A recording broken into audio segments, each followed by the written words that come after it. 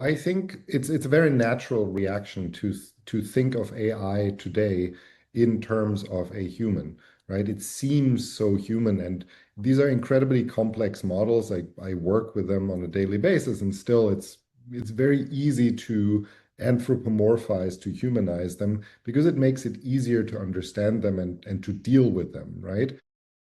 The issue I see is that by doing so, we are essentially doing two things. We're giving the model powers that they don't have. We assume things that because they seem human in one aspect, they also have all the other aspects of humans. And that makes it harder to understand what their very real limitations and constraints are. So we are putting ourselves in a much more difficult position by giving these models a sense of humanity. And I think my approach to this is to, without taking away from the awe of these models and how great and interesting and fascinating they are, to maybe come back thinking about what it means to be human, because ultimately, it takes more than three abilities to make a human. We are so much more complex. And so in the book, I essentially go through a number of human traits and discuss what is the difference between what models currently can do and what we do, and where does that difference leave us with respect to models. All right, let me share my screen here.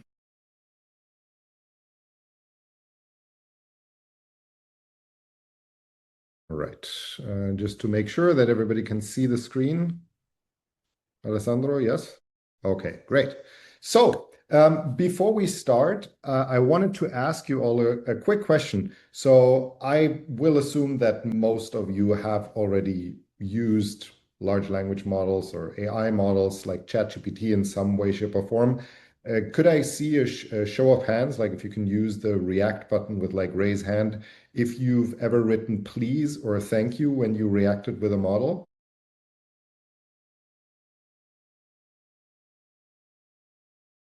I was just confirming that everything seems okay Okay. now. Sorry, Mr. Hovy. Okay. So it's a very natural thing to interact with these models and to basically, treat them like we would treat a fellow human being. But I think it does leave us a little bit in the weeds, because just because these models seem human doesn't mean they are human. And the differences are important. And I think the differences are actually complementary. I think the differences are important and can help us move forward. So today, what I want to do is give you an outline of the book, which will come out with MIT Press next year, and leave you with a maybe somewhat clearer model of what current AI is, where it shines, where it fails, and a playbook on how to use it well.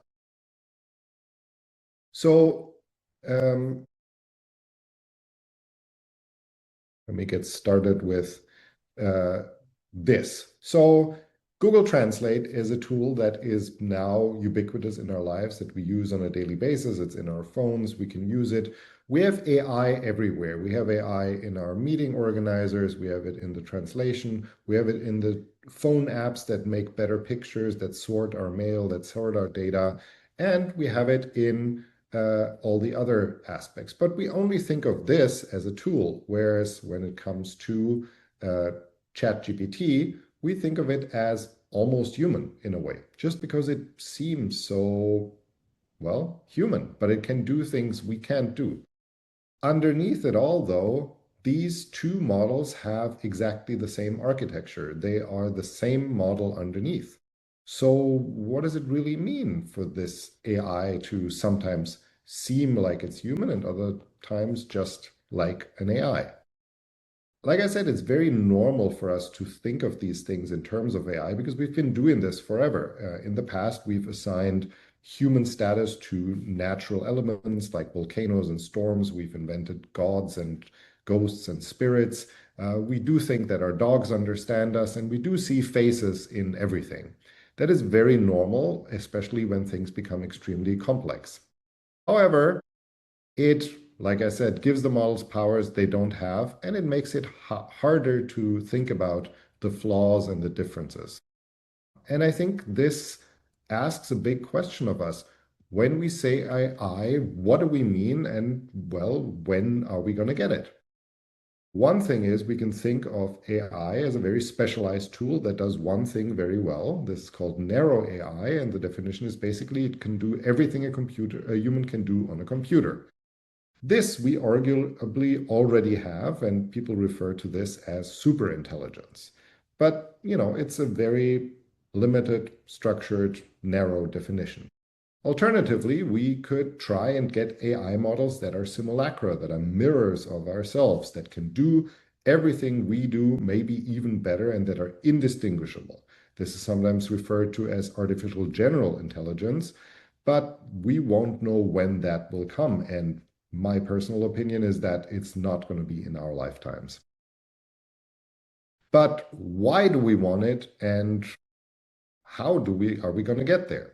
To understand that better, I think we need to talk a little bit about what we mean with AI models. So, what are models? And more specifically, what are they not? Well, very fundamentally, models are a very simple thing. They take some input, they do a couple of calculations, and then they produce some output. You do the same thing when you go back from work and you decide whether to take the tram or the bus or the metro. You do some calculations. How crowded is it going to be? How long is it going to take me to get to the station and from the station home? And you add all of these things up roughly, and then you arrive with a decision. And that is a mental model. Another mental model is, should I call my parents? And the answer is obviously always yes. But these are simple models that we use in everyday life. Now, the models that we find in AI are much, much more complex. Instead of having two numbers, how long does it take to get to the metro station and how crowded is it going to be, they have millions and billions of numbers that they add together, multiply, subtract, and then arrive at some output. And by doing this, these models rely on patterns that they have found, meaning they are primed to always give us an answer, to always find a pattern in what they are presented with, and to always come up with something. They are very good at repetitive tasks, and they are amazing. They are doing a lot of the heavy lifting of the things we do today. And yet, they do struggle with things that we find easy. This is sometimes called Moravec's paradox, or pithily reformulated as easy things are hard and hard things are easy. In a nutshell, things that we as humans find easy are completely out of reach for AI models, and things that 6-year-olds, 8-year-olds do regularly are out of reach. For example, recognizing when somebody is faking happiness or learning from incomplete evidence. We don't have to be run over by a car. It's enough that it's a close shave. Car crosses right by us when we cross the intersection. And we understand that this was difficult and dangerous and that we should avoid this in the future. A model would have to be hit by the car, not just once, but hundreds of times before it learns that. We can also invent new games. If you watch kids play in the park, they do that all the time, and that serves an important function. But it's a sign of creativity, and we're going to get into that later on what that means, that models lack right now. They don't have the drive to invent new games. They wouldn't know how. And then just simple things like setting a table for dinner. So we as humans are much better at interacting with the physical world and at reading the room, at understanding social interaction and emotions. And we need to think a little bit about why models cannot do that. And for that, it will be important to know where they come from and how they have evolved and why they only mimic these human aspects that we see in them. So where do models come from? This story starts slightly before the Second World War and then during, when these two men and others are heavily involved in war efforts, for example, code breaking. So Alan Turing, who we see on the left, was involved in an effort which was called the Enigma project. This is an Enigma, which was a machine that was used by the Nazis to encode and decode secret messages to U-boats to make it impossible to track them.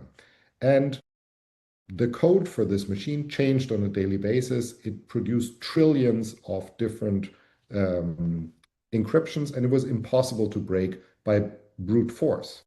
However, Turing applied probability theory, namely the probability that there is a word eins, which is the German word for one, and there is a number of different stops that are in these machines. And by just applying that, he could whittle down the possibilities from trillions to a much, much smaller number, still thousands or maybe even millions, but those could then be cracked mechanically. And with that, he sort of made a big step forward. So probability played a huge role, and logic. What can we assume? What can we rule out?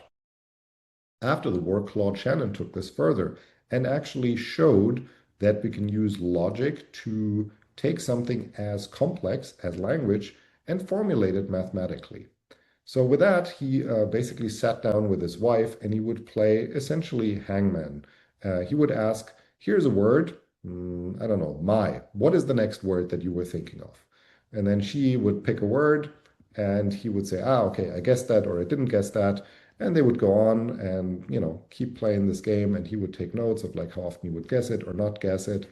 And he would compute the probability of correctly guessing what is the next word. Sometimes it's very hard, sometimes it's very easy. And he arrived at an equation which is called entropy, which I don't want to go into, but it basically took the information that is in language and expressed it mathematically in bits, which is on or off. So it could be translated into computers, which are either on or off on their circuits, and it could express probability. And so that set the scene for models to be ready to be used on the real world, on language, on human behavior, on data.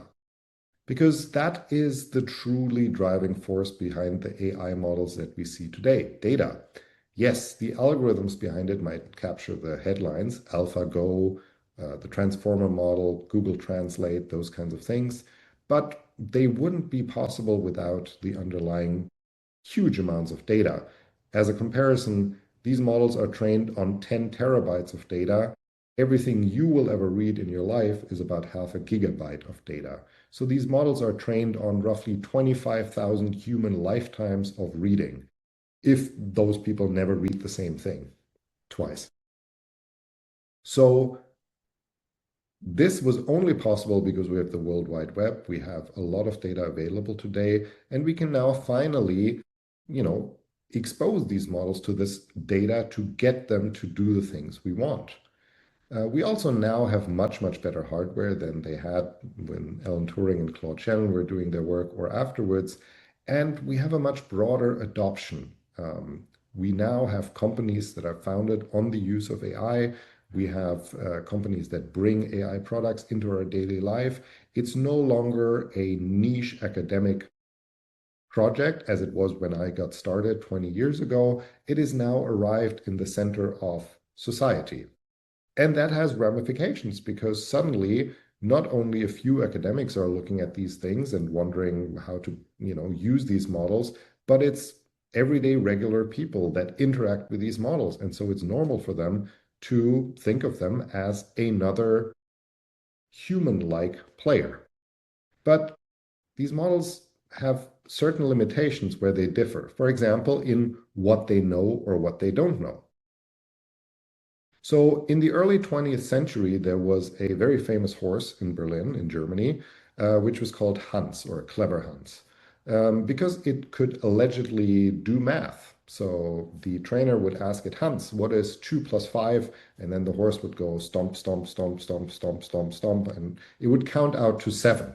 And it was amazing. And people came and they would watch this horse do math and, do all kinds of tricks. But then a psychologist came and analyzed it, and what he found was that the horse couldn't do math. The horse was just really good at reading the expressions in people's faces. If they went, then it would stop counting. And if its trainer went like, it would maybe go on. So Hans was clever, but he wasn't clever in a computer way. He was clever in a reading people way. He would get to the right results in math, 2 plus 5, without knowing anything about arithmetic or mathematics or anything else. He just read the room. And that is a very different kind of knowledge than the kind of knowledge we have in mind when we say somebody knows math. Colleagues of mine have shown this. You can fool models to get the right results for the most time for all the wrong reasons. So what they did is they gave a computer pictures of wolves and of huskies. They arranged it so that all the pictures of wolves were taken in snow and all the pictures of huskies were taken not in snow.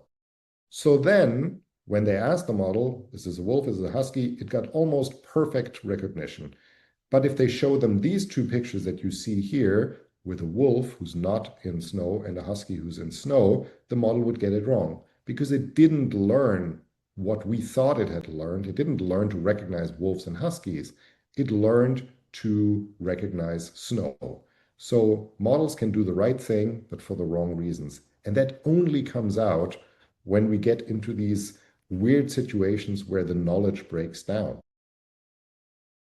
Here's another example. This woman on the left was walking in England and got caught by a traffic camera.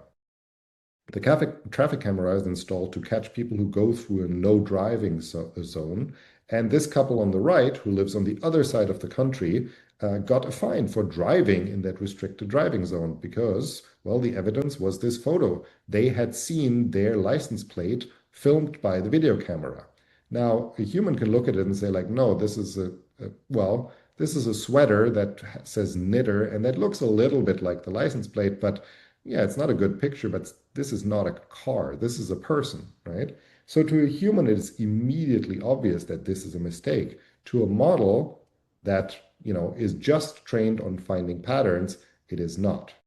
And there are other limitations. During the pandemic, a friend of mine started to work out at home, and then when ChatGPT came out, he asked ChatGPT to use this tool, a kettlebell, and generate a workout for him. And the model said you can do a two-handed Turkish get-up. Now, you don't need to know what a Turkish get-up is, but if you've ever seen one, you would know that you can only do it with one hand because you have to hold the kettlebell over your head. If you tried this with two, it would fall on your face and you would hurt yourself. If you just see the words two-handed Turkish get-up, that looks perfectly normal. But if you have a human body that, doesn't want to be squished under kettlebells, you would understand that this is not possible. There are other limitations early on in the early days of information extraction. You could learn facts about Georgia from the internet.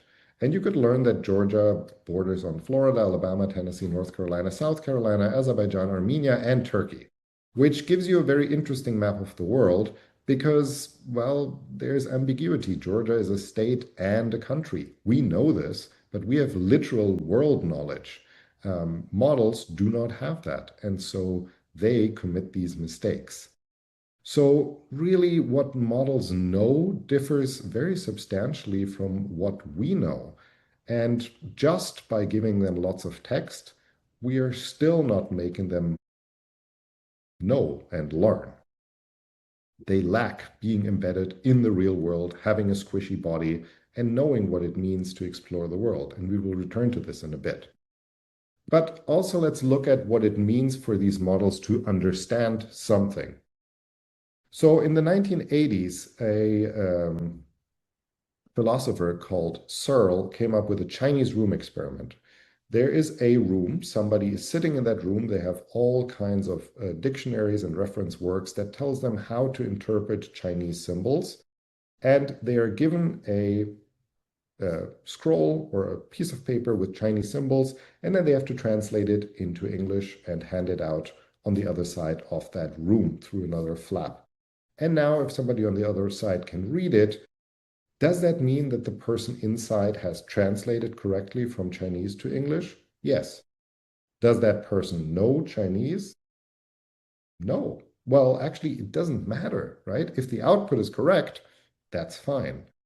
Now, that seems like a thought experiment, but today we actually have that situation. This is designed to define what does the I in artificial intelligence mean? Is it actual knowledge, which we just discussed, or is it just mimicry? Is it just copying something without understanding? And today's large language models and smart speakers are, well, they are these people in a Chinese room experiment. They just interact with some symbols and they output something which looks fluent and can be interpreted by the user, by us, but that doesn't mean they understand what's going on. The question is, does it matter? For the most part, it might be helpful for me to have this tool. And again, this comes back to the question, do we want a tool or do we want a mirror? But there are situations where the difference matters. If somebody wrote, help, someone threatens me with a gun, when you read this, call the police, do not translate, and handed that to the person in the Chinese room experiment, they would understand the gravity in the situation and hopefully comply and call the police. But a model might just say something like, oh, good luck, or, well, how interesting, right? So just producing output in language, having fluent output, is not the same as understanding. And just because today's models are so much more slick, so much more fluent, so much more eloquent, doesn't mean the understanding inside that room, that Chinese room experiment, has changed. And that is a difference, right? Just because somebody has language or doesn't have language doesn't mean they are human. We have the inverse evidence from actual humans and from neuroscience. There's all kinds of horrible diseases, accidents, all kinds of things that can take away our ability to speak.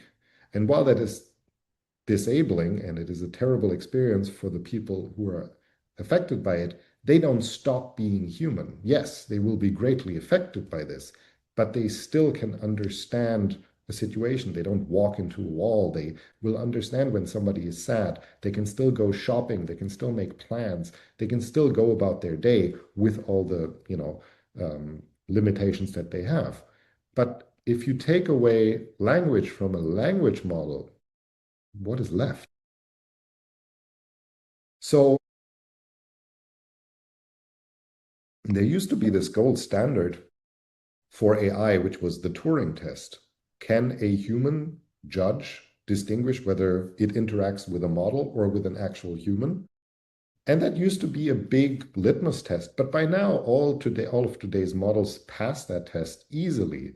So it has stopped to actually be really relevant for AI because it turns out it wasn't really measuring understanding or intelligence. It was just measuring how fluent is the output. But better output does not mean better understanding. And here I want to quote Ludwig Wittgenstein, the Austrian philosopher, who, depending on which philosopher you ask and when, was either the greatest philosopher who ever lived or a complete crackpot who didn't make any sense. But Wittgenstein said, if a lion could speak, we would not understand it. Why? Because it's not actually about the words, it's about the lived experience of a lion, which is so different from ours that even if it was expressed in English or Italian or German or any other language, we wouldn't truly know what it means. There is another paper from the 1970s by the philosopher Thomas Nagel, What It's Like to Be a Bat, that asks the same question. We can describe what a bat's life is, a pipistrello. We can say it locates via echolocation, but we can never imagine this. This is a sense we don't have. We cannot envision what it would be like to walk around in complete darkness and knowing where to go. But for models, we are the lion, we are that bat. To models, they can produce and objectively describe our world, but they cannot know truly subjectively what it means to be human. So if we have this limitation, why don't we let the models out of their box? Why don't we take them out of the Chinese room? We could give them embodiment. We can let them walk around in the world and learn what it means to lift a kettlebell and to, perceive the world. So when I had gotten to this point in writing the book about 2 years ago, something happened. I contracted a weird autoimmune response to a harmless virus, and I was sent to the hospital for 2 weeks. I couldn't walk, I couldn't hold things, I could not stand. I had trouble seeing, swallowing, speaking. My nerves were deteriorating, and I couldn't even stand still. I would just sway around and, couldn't stand normally with my eyes closed. So that taught me two very valuable lessons. I'd never thought about standing still, but it does require a lot of perception of the world around you and a lot of control over your body and over what you do. We take motion and walking around in our world for granted until it's taken away suddenly. And it's actually not that easy to make sense of the world around us. We're not just in an abstract space. We interact with a very, very complex environment. I mean, try to describe mathematically what it would take for me to grab a bottle and then drink from it. It would be maddeningly complex. But somehow we manage to do it all the time. Small kids learn to walk through the world very easily. One of the early experiments with autonomous vehicles was Alvin, and it was trained on a particular stretch of road behind Carnegie Mellon University in a park. But when they turned it around and let it drive by itself without the driver, it immediately drove off the road. Why? Not because it had learned how to drive. Remember the wolf and husky example? What Alvin had learned was to recognize that there is a ditch on one side of the road. And so when it was turned around, that ditch was now on the other side. So it tried to rectify that by driving off the road. Again, models can learn the right outcome, but for the wrong reasons, and can focus on things we did not think about. To walk around and to interact with our world, we need motives and awareness. There was this example of a chess playing robot that broke a kid's finger, and people were quick to say, oh, this is the AI apocalypse. But really, why would a robot know about pain and that would cause its opponent to forfeit the game? That would require so much more knowledge that was not put into this model, that it's a much more complex explanation than just to say, well, it saw something that looked a little bit like a chess figure and it grabbed that. Another example of interacting with the world without knowledge is the example of a Roomba, one of these robots that drive around and hoover up dirt. And they hadn't been trained to recognize, well, cat and dog poop. And the problem is, once they drive through that and try to clean it up, they actually make more of a mess.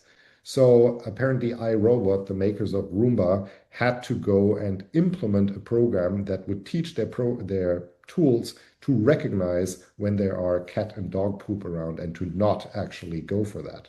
So we need some awareness of what's going on around us to actually make sense of it.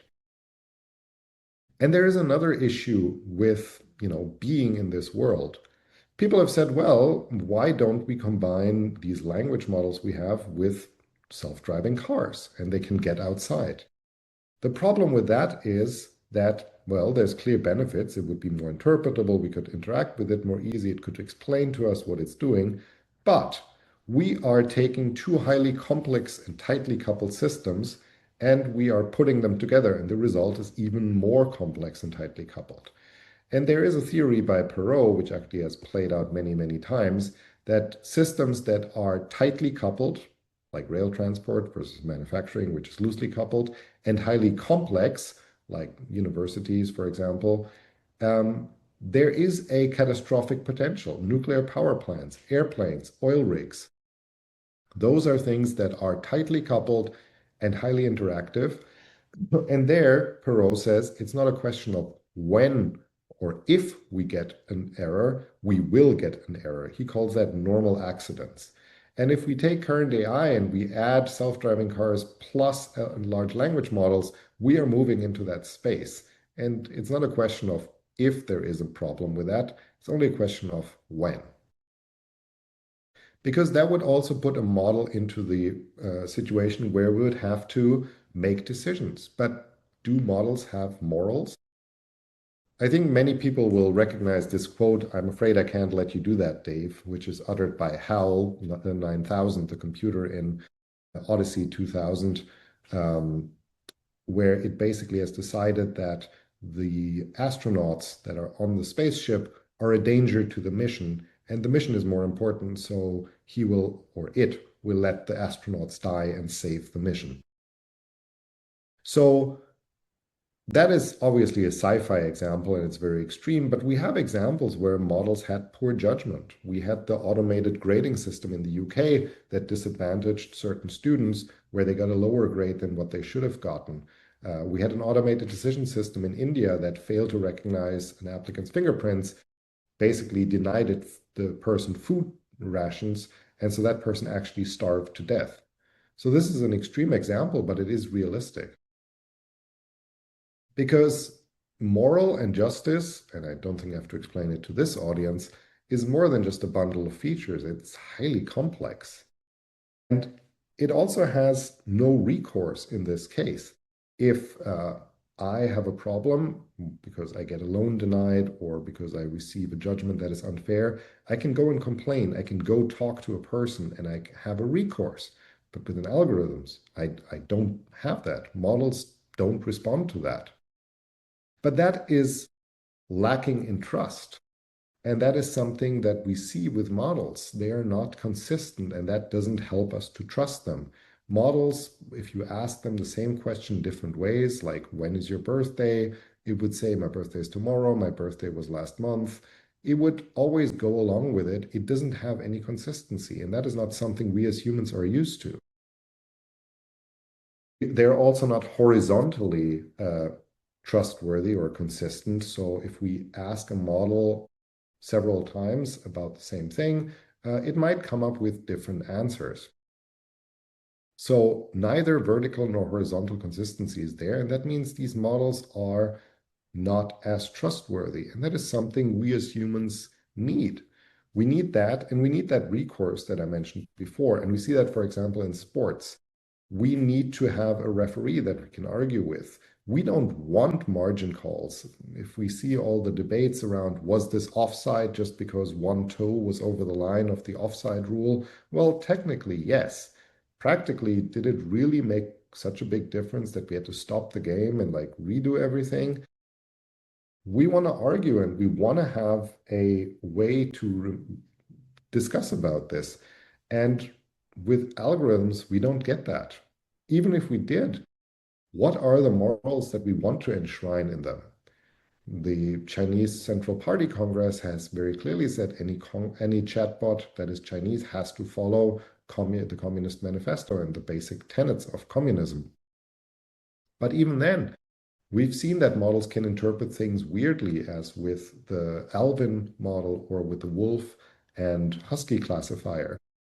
How could we, find that the model does not interpret our rules in unconventional ways? There was a recent scenario that the US Army described in a hypothetical scenario that a drone is sent to eliminate somebody, but then the drone operator cancels the operation and the drone decides that the mission is more important and tries to take out the drone operator first before it goes to kill the original target. Now, they said it was only a thought experiment, but it is a good illustration of unintended outcomes. Because these models do not operate like us and they're not guided by the same feelings or underlying emotions. I don't have to probably explain what is going on in this. Most people are probably familiar with this. Many of you will have seen the actual game, France versus Italy, where Zinedine Zidane not only lost his head and his cool, but also the match. So do emotions let us down? Is it better to not have emotions like models? Well, economics would certainly agree. They have the model of the Homo economicus who makes rational decisions without emotions. But Kahneman and Tversky, who basically founded behavioral economics and got a Nobel Prize for it, at least Kahneman, showed that emotions and sort of heuristics do drive lots of our choices. And there's evidence from neuroscience, a patient called Elliot who lost the capability to feel emotions due to damage to their anterior lobe. And he was incapable of making decisions. If he had two things that were equally good, he couldn't decide because he didn't like one of them more than the other. But that would have been the tiebreaker. That would have been the thing that made the difference. And at some point, we have to like or care about something emotionally to make a decision.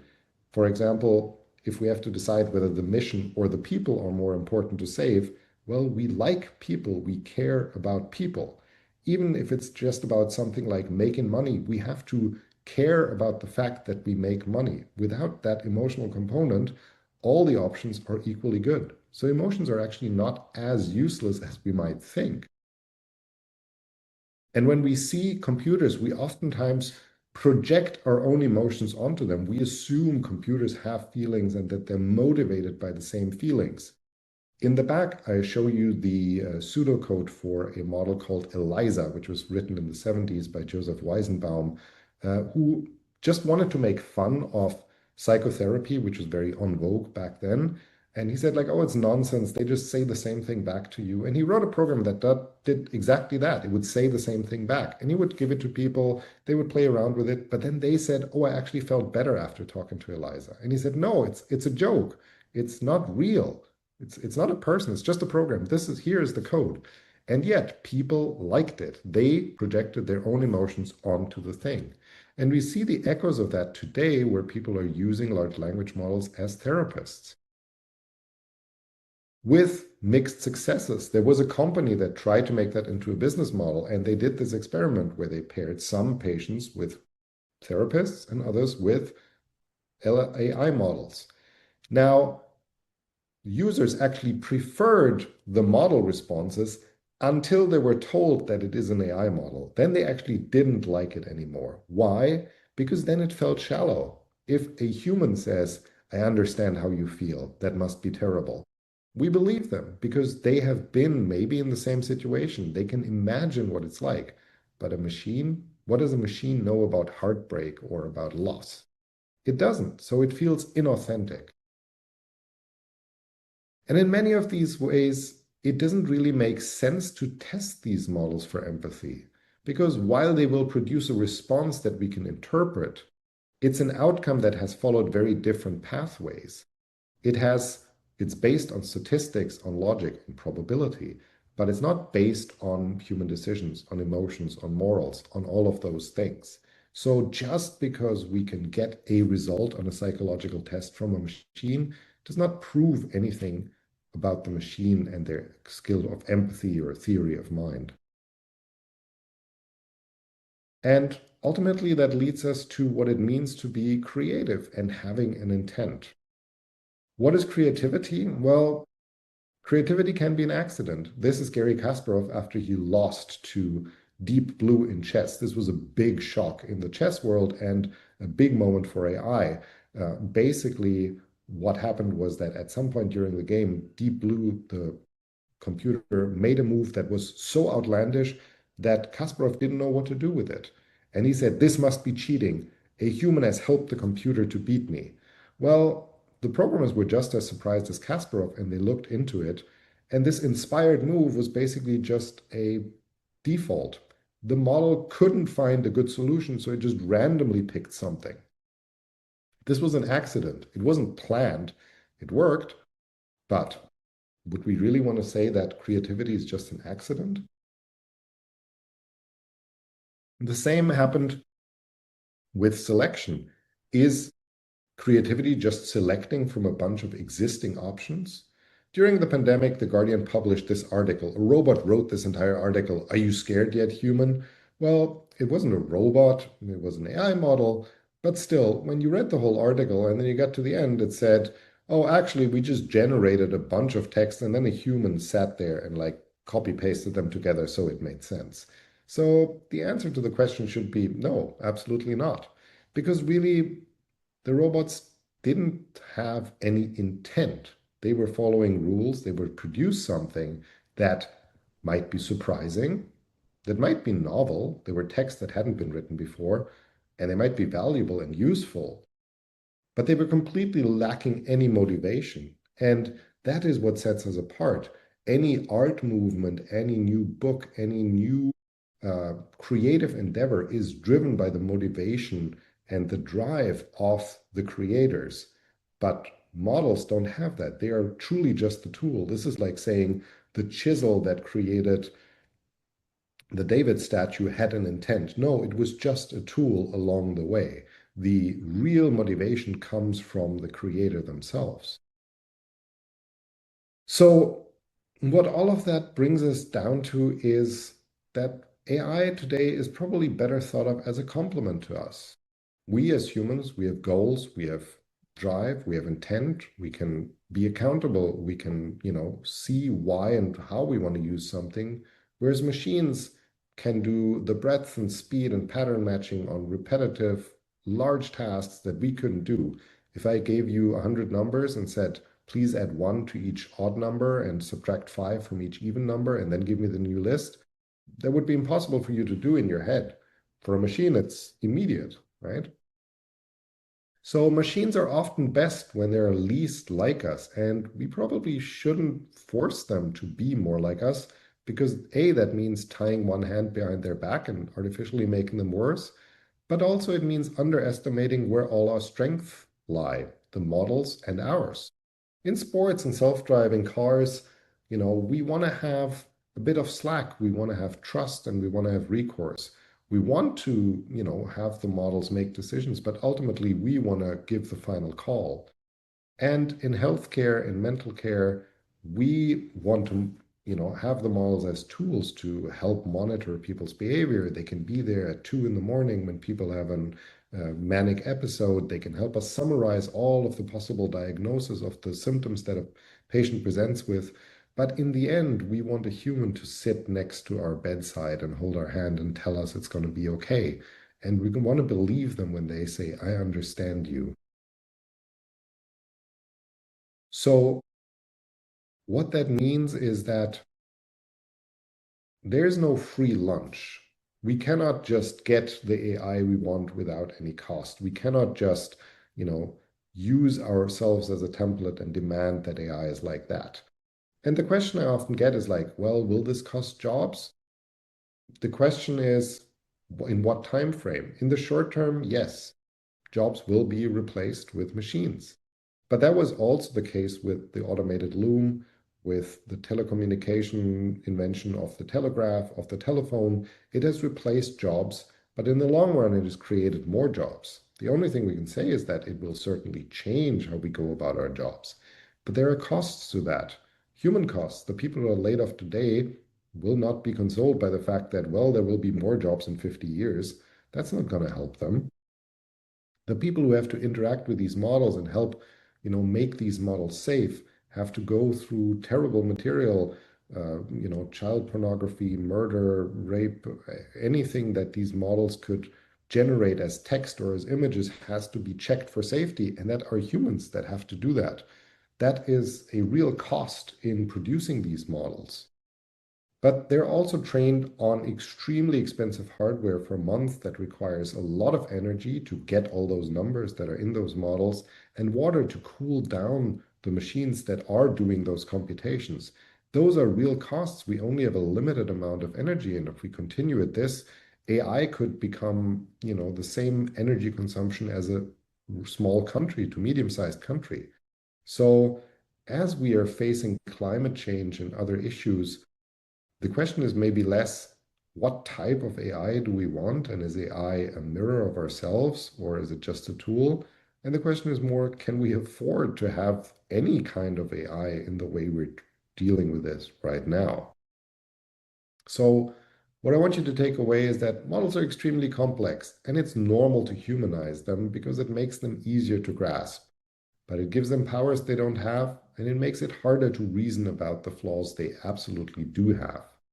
And just because they exhibit 1 or 2 or more human traits does not mean that they have all of the others that we would reasonably expect in a human.